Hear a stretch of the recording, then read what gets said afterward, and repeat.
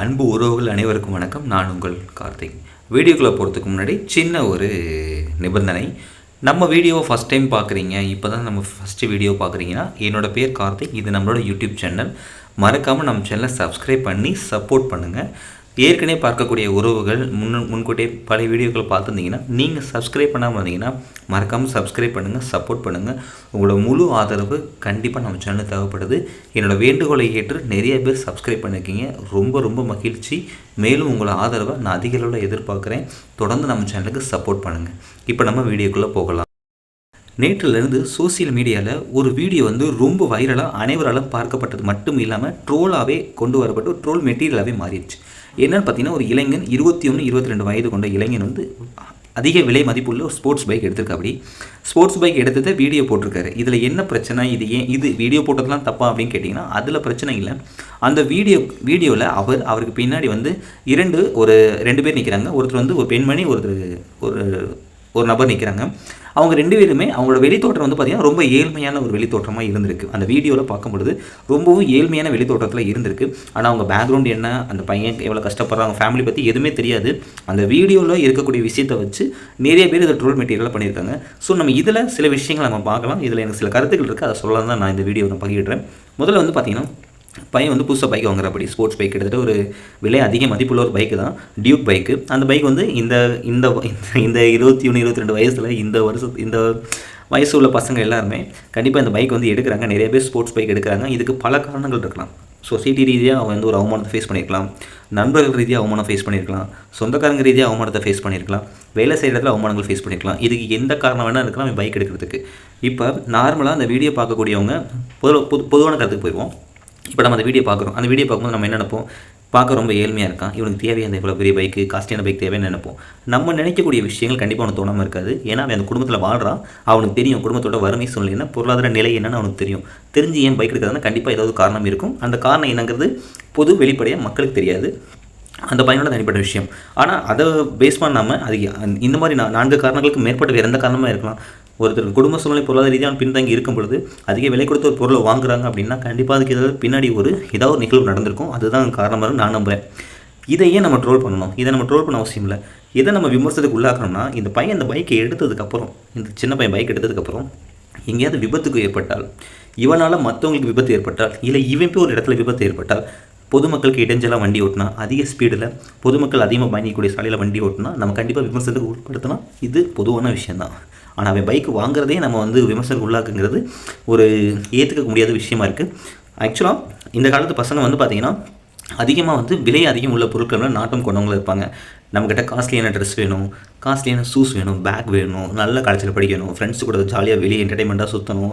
முக்கியமாக பைக்கு, இளைஞர்களுக்கு பைக் இது ரொம்ப ரொம்ப ரொம்ப இம்பார்ட்டன்ட்.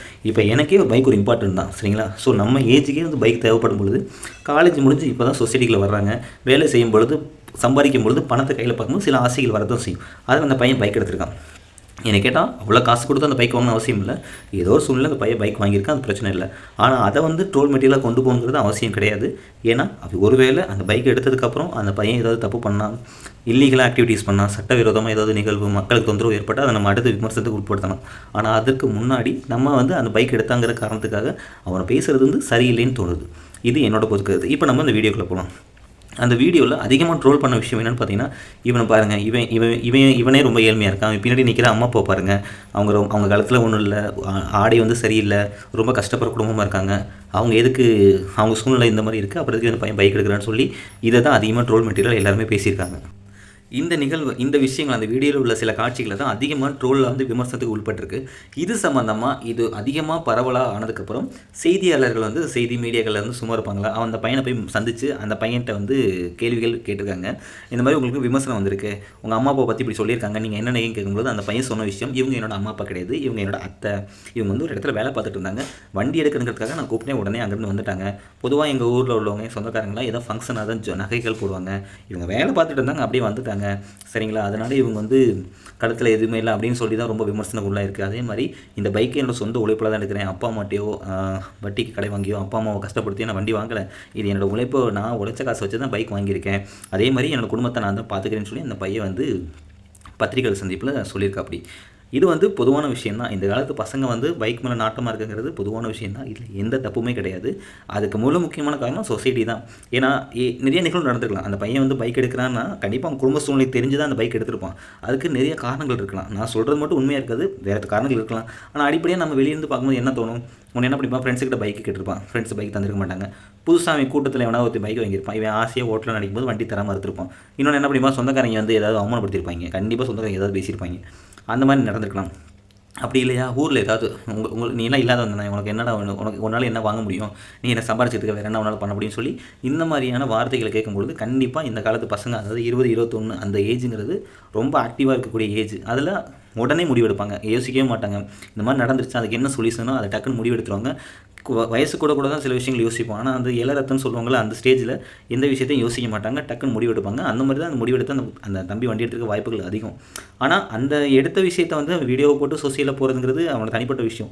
என்னை பொறுத்த வரைக்கும் அதுவே தப்பு தான். நீ ஒரு விஷயத்தை பண்ணுற, ஒரு விஷயத்தை சாதிக்க நினைக்கிற, அதை சாதிச்சிட்டேன்னா அதை நீ சொசைட்டிக்கு வெளிப்படுத்தணும் அவசியமே கிடையாது. நீ சாதிச்சுக்கிட்டே அது ஆட்டோமேட்டிக்காக வெளியே வந்துடும்.